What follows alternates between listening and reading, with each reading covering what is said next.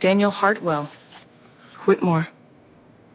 Who is this? Who is Daniel Hartwell Whit? Because I don't think I know him. Amara, let me explain. My name is Daniel Chukchumeka Ademi. My family owns Ademi Industries. Sarah Bennett stood in front of her bathroom mirror at 11 o'clock at night, still wearing her scrubs from a 12-hour shift, staring at a single sentence in a text message she had just received from her fiancé. "There's something I need to tell you before we get married. Something I should have told you months ago." She read it 3 times. Her hands were shaking. In 2 days she was supposed to walk down the aisle toward a man she loved more than she had ever loved anyone. And now, for the first time since they met, she was not sure she actually knew who he was. Before we go further, let us know in the comments where you're watching from tonight. We would love to hear from you. And if you're new here, go ahead and click that subscribe button so you never miss one of our stories. Sarah was 34 years old and had spent the last 6 years raising her son Ethan mostly on her own. His father had left when Ethan was 2, taking almost nothing with him except a duffel bag and every ounce of trust Sarah had left in relationships. She worked as a nurse at a community hospital outside Columbus, Ohio, double shifts most weeks, and she had promised herself a long time ago that she would never again build her life around a man who might disappear without warning. She had dated a little over the years, always carefully, always with one foot near the door. Nothing had ever felt worth the risk. Then, 18 months earlier, everything changed on an ordinary Tuesday evening that Sarah still remembers in detail. Daniel walked into the hospital cafeteria, ordered black coffee, and sat 2 tables away doing paperwork with a pencil instead of a laptop, which struck her as strange for a man in his line of work, whatever that was. When Sarah dropped her tray a few minutes later, sending a ceramic mug shattering across the floor in front of half the night shift, he was the one who got up first, kneeling down to help her gather the pieces without making a single joke about it or making her feel small. He introduced himself simply. "I'm Daniel. I do a bit of consulting work, mostly boring stuff." That was all he said about his job that night, and it was, for a long time, all he ever said about it. Daniel was quiet in a way that made people lean in closer rather than tune out. He remembered small details. He asked about Ethan's science project 2 weeks after Sarah had only mentioned it once, in passing, while half asleep on her feet. He showed up to her double shifts with a thermos of coffee, left it at the nurse's station with her name written on a sticky note, and disappeared before she could even thank him properly. Slowly, without either of them announcing it, he became part of their lives, one ordinary Tuesday at a time. 6 months in, Ethan asked Sarah if Daniel could come to his baseball games. 9 months in, Daniel was the one teaching him how to throw a curveball in the backyard of Sarah's rented duplex, patiently, for almost 2 hours, long after most adults would have given up.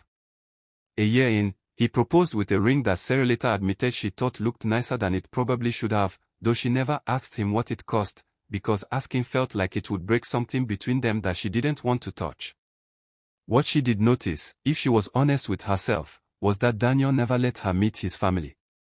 He said his parents were difficult and that he preferred to keep that part of his life separate, and Sarah, who understood complicated families better than most, respected the boundary without pushing. He drove a plain gray truck, wore the same 3 flannel shirts on rotation, and lived in a modest 2-bedroom apartment above a hardware store downtown. When Sarah asked what exactly his consulting work involved, he would smile and change the subject, usually by asking her something about her own day instead, and she let it go, because he was kind, and because kindness, in her experience, was rarer than money. Here is where the story starts to turn. About 4 months before the wedding, Sarah's best friend Renee sat her down over coffee on a Sunday afternoon and asked a question that stuck with her for weeks afterward. "Sarah, what do you actually know about this man's past? Where his money comes from? Who his family is? You've never even met them." Sarah had laughed it off at first, reminding Renee that not everyone comes from families you get invited to meet right away. But that night, lying awake next to Ethan's baseball trophies on the shelf across the room, she realized she genuinely could not answer either question with any real confidence. She started paying closer attention after that, not out of suspicion exactly, but out of a nurse's habit of noticing when something didn't quite line up. Over the following weeks, small things that had once seemed harmless started to feel heavier.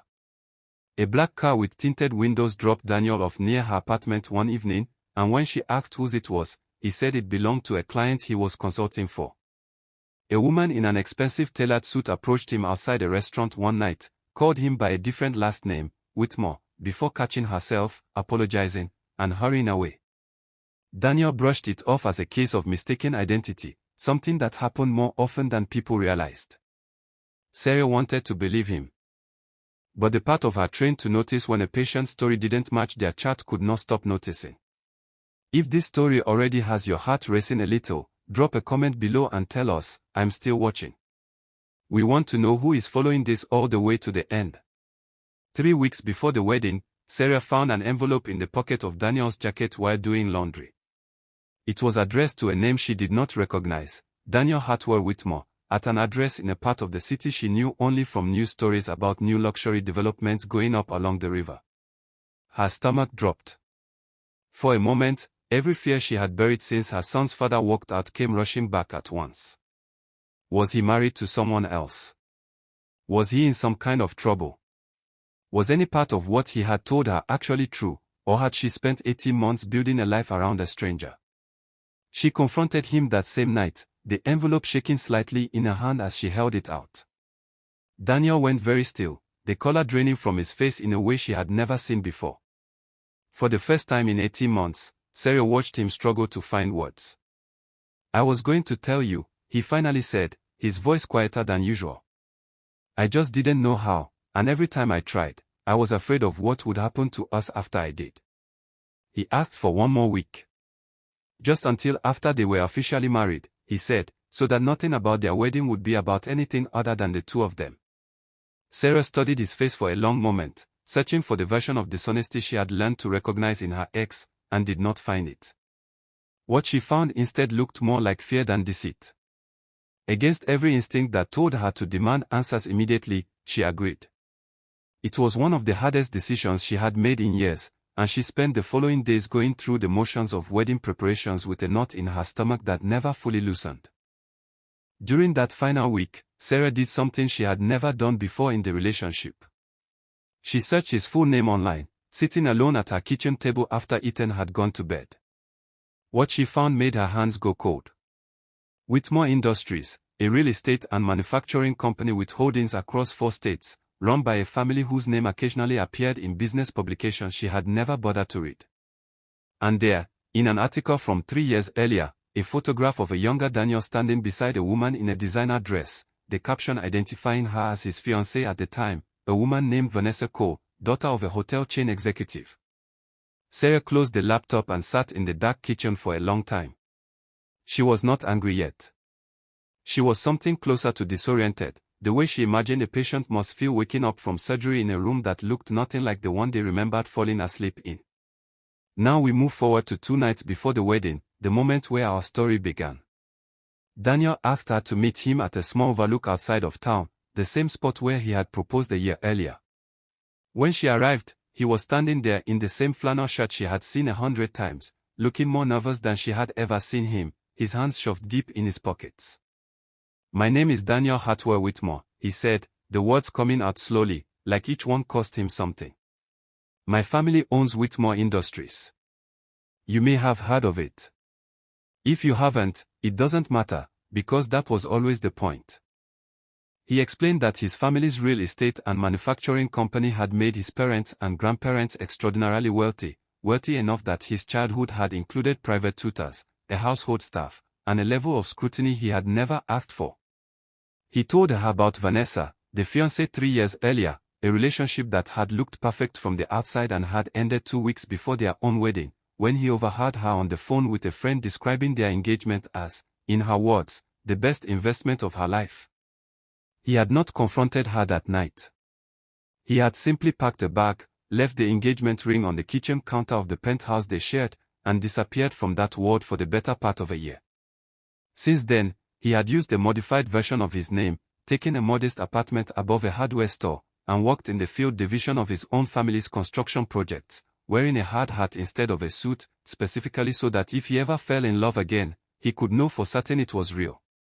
His parents, he admitted, were not thrilled about the arrangement, and had spent most of the past year urging him to come back to the company in a more visible role, something he had continued to put off, partly out of fear of exactly this conversation.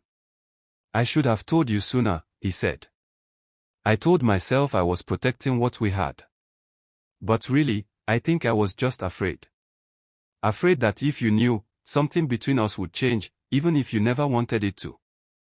Sarah stood there for a long moment, replaying 18 months in her mind, all the small inconsistencies that suddenly made sense, and all the ordinary, unremarkable evenings that had felt more honest than any relationship she'd had before. She thought about the timers of coffee, the curveball lessons, the nights he sat quietly beside her while she worked through her exhaustion after 12-hour shifts, never once complaining, never once needing anything from her that she couldn't give. "You lied to me," she said finally. "I did," he answered. "About one thing. For a long time. And I understand if that changes how you see everything else." Here is the turning point, the moment the entire story had been building toward. Sarah did not answer right away. She walked to the edge of the overlook and looked out at the lights of the town where she had raised her son alone for 6 years, the same town where a man in a flannel shirt had shown up to her worst days without asking for anything in return. She thought about how much of love is not about what someone has, but about how consistently they show up when they have nothing to gain from it. She thought about Vanessa, a woman she had never met, and wondered how much of Daniel's silence over the past year and a half had actually been about protecting himself from becoming a cautionary tale twice. "I need you to understand something," she finally said, turning back to him. "I'm not upset because you have money. I'm upset because for a year and a half, I thought I knew every version of you, and it turns out there was a whole part of your life I never got to see. That's what hurts. Not the bank account. The distance."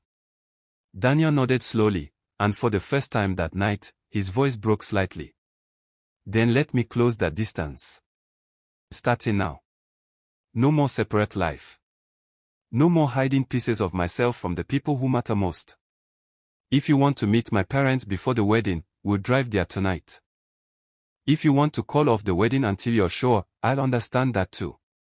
They stood at that overlook for almost an hour, talking through everything, the fear, the past betrayal that had shaped his decision, the anger Sarah felt at being kept in the dark, and slowly, piece by piece, something between them settled rather than broke. Sarah did not ask him to prove anything that night. She asked him to simply keep talking, and he did, more openly than he had in the entire 18 months she had known him. The next evening, the night before the wedding, Daniel did something Sarah had not expected. He drove her nearly 2 hours to his parents' home, a large but understated house on the edge of the city, and introduced her properly for the first time. His mother, a sharp but warm woman named Catherine, held Sarah's hands and told her quietly, "He's happier than we've seen him in years. Whatever it takes to keep that, we support it." His father said very little, but shook Sarah's hand firmly and told her that Daniel had talked about her, and about Ethan, more in the last year than he had talked about anything in the 5 years before that. Sarah drove home that night with a version of Daniel's life finally laid out in full, no longer a set of careful omissions but an actual, complete picture, flaws and history included. 2 days later than originally planned, they were married in a small ceremony in Sarah's church, with Ethan standing beside them holding the rings. Daniel wore a plain gray suit, no different from what any other groom in that town might wear. Only a handful of guests, and Sarah herself, knew that the quiet man at the altar came from one of the wealthiest families in the state. That night, after the reception ended and the guests had gone home, Daniel handed Sarah a folder. Inside were documents transferring a portion of company shares into a trust, not in his name, but jointly, with a note attached in his handwriting. "This was never about the money. But you deserve to walk into whatever comes next with your eyes fully open, together, as equals." Sarah did not cry over the size of the number on those papers. She cried because for the first time in a long time, someone had chosen to be fully honest with her, even when honesty was difficult, even when it meant risking the very thing he had built his new life to protect. 6 months later, Sarah still works occasional shifts at the hospital, not because she has to, but because she says the work still matters to her and she isn't ready to let it go. Daniel still wears flannel most days, though he has quietly taken on a more visible role at Whitmore Industries, this time with Sarah beside him rather than hidden from her. Ethan now knows exactly why the black car sometimes waits outside their new home, and has, according to Sarah, developed a strong opinion about which company truck is more fun to ride in. The distance Daniel once kept between his two lives is gone. In its place is something both of them agree is far more valuable than anything a bank account could measure, a marriage with nothing left unsaid. Before we close tonight's story, we want to ask you something. If you were in Sarah's position, standing at that overlook with the truth finally laid out in front of you, what would you have done? Would you have walked away, or would you have stayed to hear the whole story, the way she did? Let us know in the comments below. And if tonight's story moved you even a little, wait until you hear what happens in our next story, about a woman who discovered a locked room in her late husband's house that changed everything she thought she knew about her marriage. Subscribe for more real, honest stories like this one, the kind that stay with you long after the video ends. We'll see you in the next one.